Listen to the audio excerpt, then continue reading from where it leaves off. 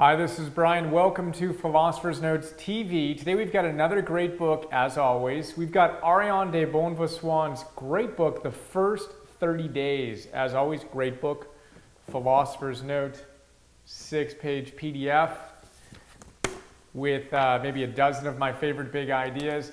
This book rocks. One of the standards I have when I'm reading a great book, or reading a book, to determine whether or not it's great, is when I get to the end of it, I can kind of get a sense of the author. And this is one of those books where reading it, I just got a sense that Ariane is just a cool human being. I get that same experience with Paulo Coelho's books, Gay Hendricks' books, a bunch of other authors, but I really had that strike me as I read this book. Ariane runs a website you can check out called The First 30 Days, or first30days.com.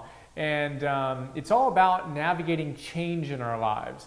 The book and the website. So we're always going through changes in our lives, and she says we want to pay attention to those first 30 days as we go through these transitions, and the book is all about big ideas on how we can navigate those first 30 days of any change in our life. So if you're going through a change, or you know someone who is, I think you'll like the note, and I think you'll really enjoy the book. It's good stuff. So a bunch of big ideas. One of the fundamental ones is this idea there's a change guarantee. Ariane says, when she looks at people who navigate change effectively versus those who don't navigate it as effectively, she finds that there are change optimists, people who are optimistic when they're in the face of change. And she believes there's a change guarantee, that every change has the opportunity to bring extraordinary things in our lives. It has a positive aspect to it. And too often we get caught up in the negative stuff associated to whatever we're going through that we don't like, that's different than what we expected, what we hoped would have happened. But what we want to do is step back and to see it from an optimistic vantage point. And the optimist, the change optimist in this case, looks at the change and says, you know what, there's something really, really powerful and positive about this, and I need to find it. So if you're stuck in a change right now and you're stuck in a negative mindset around that change, there's some awesome ideas that you can engage in that will help you get through it. One of the easiest ones is write down whatever's stressing you out, what the change is and how you're interpreting it, and then see if you can identify the best possible outcome that could come out of the change, or maybe a few various best possible outcomes. It's a really cool idea Ariane goes off on in the book, and it's talked about throughout the positive psychology literature. We know scientifically that being able to restructure our thoughts cognitively, not just doing affirmations, although we talk about affirmations a lot, and mantras as tools of thought and ways to shape our mind, but we're talking about actually changing the way we see something, right?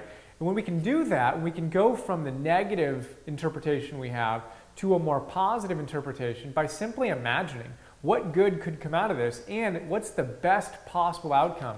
It's really cool stuff. Scientists call it a best possible selves diary, where you imagine your ideal future. And it's been scientifically proven to increase levels of happiness between people who do that and people who don't do it. Really cool stuff. So if you're going through struggles right now, imagine what are the best possible outcomes you can experience, and I think you'll dig it. So change optimists. Another big idea on that front is the idea that we can develop our optimism much like we develop our muscles or our heart and our cardiovascular system by training. So we've talked about the training effect many times. The idea is that if you want to change your body, again, whether it's building a muscle like your bicep or building your heart or building your emotional body by developing your optimism or whatever, you've got to do a couple of things. One, you've got to stretch yourself a little bit past your current comfort zone.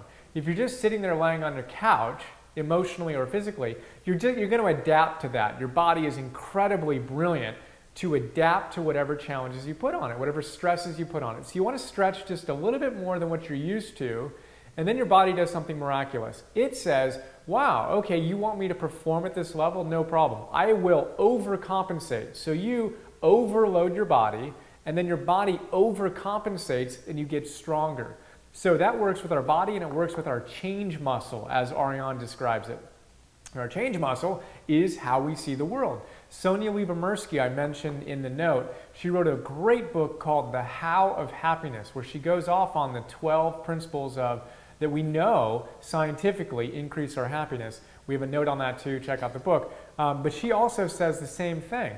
As with anything, we've got to practice it. But as we practice approaching our challenges with more optimism, our optimism grows, our muscle of optimism grows, and we become more able, more adept at seeing the world optimistically than we were before. It's a really simple concept, but it's a really big idea. We've got to practice approaching life optimistically if we want to see sustainable changes. Really, really cool stuff. She's got an awesome idea here. She says very simply, look back on your life and see the other challenges you've faced in your life. Because we've all had incredible challenges many times throughout our lives. Now, when you went through those challenges, think of the times you navigated the challenges the best, right? Imagine those times and then ask yourself, what did I do? What worked for me in the past that I had done before when I was facing similar or equally challenging challenges? What did I do that worked? Was it I really stepped up my meditation practice? Was it I journaled a lot and that really helped me out? Was it I exercised consistently? I stopped eating these kinds of foods. I stopped drinking. I stopped watching as much TV. I hung out with these kinds of people. Whatever it is for you, figure out what worked for you in the past when you went through challenges that you can do now. It's a really simple, really big idea. So you may want to do a quick inventory on that and get clear on what habits you have that work, that you already know have worked for you in the past. And as I say again and again and again and again in these PNTV episodes and throughout the notes, one thing that I do when I get stressed, and yes, it does happen, and yes, it happens more often than I'd like, what I like to do when I get a little bit off is to journal what's the number one thing I need to start doing right now, right? And oftentimes I remember, wow, this really worked for me in the past. I got to do that more consistently. I've got to not get online before I do my creative stuff. There's a seductive pull for me on that, and that leads to habits that just don't make me feel creatively alive. That's a big one. I need to go to bed earlier so I can get up earlier. Whatever it is that I'd identify as the top number one thing, it's huge. So what about you? What's the number one thing that you could be doing right now to help yourself navigate through this challenge? And what's the number one thing you can stop doing right now that would help you navigate whatever challenges you're facing in your life? Really cool ideas. That I love. So another big idea we have, Ariane talks about change demons, right? We've got fear and kind of anxiety and depression, all these little demons that come into our lives when we're going through a change demons, she calls them. So when we're going through these challenging times, these demons pop up, she says we got to think about our GPS system and look at our lives like a GPS system. So if you're driving and you've got a GPS system, there are two things that happen that make that work. One, your current location is identified.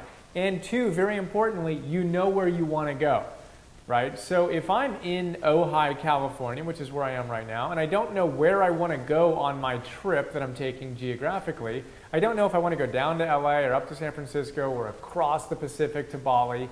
If I don't know that, then I'm in trouble. There's no navigation system that can help me. But if I say, look, I want to go to Bali, which we're going to do in August, very excited about that, and go back there for our honeymoon and another sabbatical. But when I know that I want to go there, I know I want to go to Los Angeles or to New York, I can plug that into my GPS, and then I know how to get there. I can get support. So the key here is you've got to know where you want to go. When you're stressed and you're kind of turned around, you don't know what side's up, you've got to identify what you want in your life. It's a huge idea. And as you do that, and as we do that and get more clarity on it, things come into play, come into focus in ways we couldn't have anticipated.